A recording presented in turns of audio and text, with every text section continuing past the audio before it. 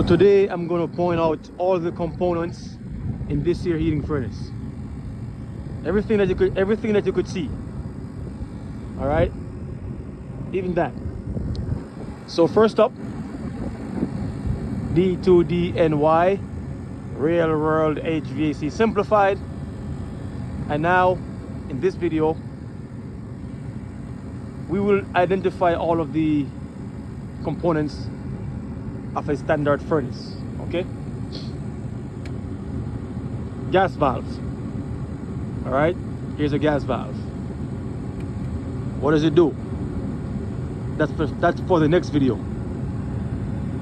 Combustion motor.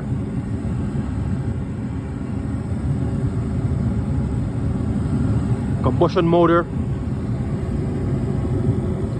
And you can see it consists of the motor back here